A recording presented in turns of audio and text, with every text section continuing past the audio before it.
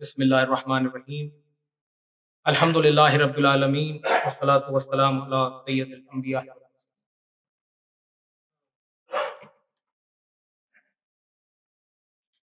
قال رسول اللہ صلی اللہ علیہ وآلہ وسلم الفاطمۃ بضعۃ منی۔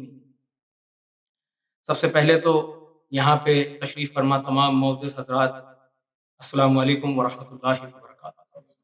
آج ہم ایک عظیم مقصد کے لیے یہاں پر جمع ہوئے ہیں، جو صرف ایک خواہش ہی نہیں بلکہ ہمارا مقصد حیات ہے۔ کیونکہ وقت کافی مختصر سا ہے، یہ ذات تو وہ ہیں کہ جن کے فضائل اور مناقب اگر بیان کیے جائیں تو آپ کی اور ہماری زندگی ختم ہو جائے گی، ان کے فضائل اور مناقب کبھی ختم نہیں ہوگی۔ آتی ہیں یہ صدائیں مزار رسول سے، امت کیوں پھر گئی ہے یہ میرے اصول سے، کیوں میری لاڈلی کا شکستہ ہے یہ مزار، کیا دشمنی جہاں کو ہے میری بطول سے۔ یہ وہ ذات پاک ہیں سیدۃ النساء العالمین سیدہ فاطمہ الزہرا سلام اللہ علیہا، کہ جن کی آمد ہو تو اللہ رب العزت سورہ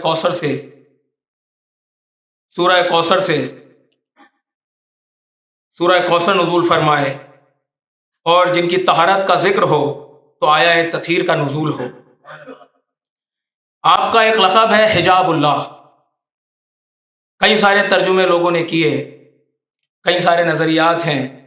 حجاب کا جب ذکر آتا ہے تو یہ ذہن میں آتا ہے کہ حجاب کے پیچھے ایک پردہ ہے حجاب، لیکن ایک نظریہ جو حضور سرکار غریب نواز نے جو ہمیں دیا ہے، میں جہاں تک پہنچا ہوں، یہ حجاب اللہ اپنی معرفت کرانے کے لیے اللہ نے یہ لقب رکھا ہے حجاب اللہ۔ کیونکہ جب یہ سورج طلوع ہوتا ہے تو پہلے اس کی شعاعیں نکلتی ہیں، روشنی دیتی ہیں، جو سورج کی معرفت کراتی ہیں کہ سورج نکلنے والا ہے، اس کو کہا جاتا ہے، ان شعاؤں کو کہا جاتا ہے حجاب الشمس۔ اور یہ حجاب اللہ ہیں جن سے اللہ ظاہر ہو، اللہ اپنی معرفت کرائے۔ جب زیر قصا ہوں تو اللہ رب العزت ان کو مرکز بتا کے ان کو مرکز بنایا اور فرمایا کہ اس چادر میں فاطمہ ہیں، اس چادر میں فاطمہ کے بابا ہیں، اس چادر میں فاطمہ کے شوہر ہیں، اس چادر میں فاطمہ کے شہزادے ہیں۔ یعنی یہ مرکز ہیں۔ جیسے ایک گلوب ہوتی ہے، اس کے نیچے ایک سوئی ہوتی ہے جس پہ وہ گلوب ٹکی رہتی ہے، اس کو قطب کہتے ہیں۔ ٹھیک اسی طرح یہ قطب اہل بیت ہیں، سیدہ فاطمہ الزہرا سلام اللہ علیہا۔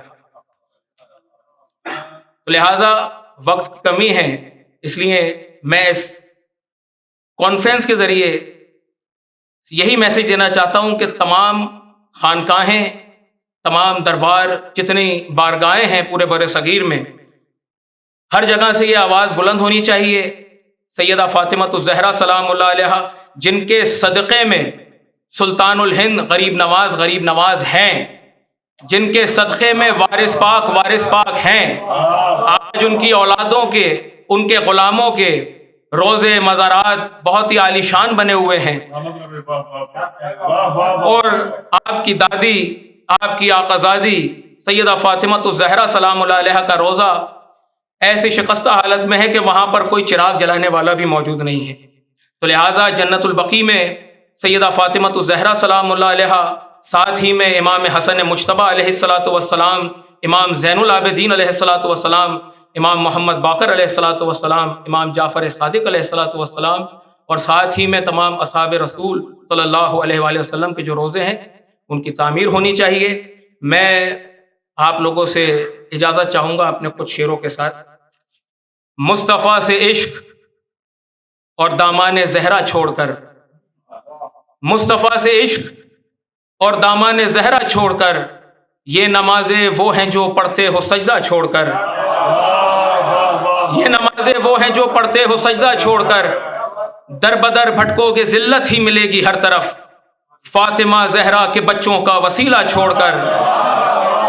اور ہم علی والے نکلتے ہیں بڑی ہی شان سے، مشکلیں چلتی ہیں خود ہی اپنا رستہ چھوڑ کر، روضہ زہرا بھی ہو تعمیر اب کبریا، انبیاء زیارت کو آئیں عرش اعلیٰ چھوڑ کر، اپنی جنت تو یہی ہے فرش پہ فضل معین، ہم کہاں جائیں بھلا دربار خواجہ چھوڑ کر۔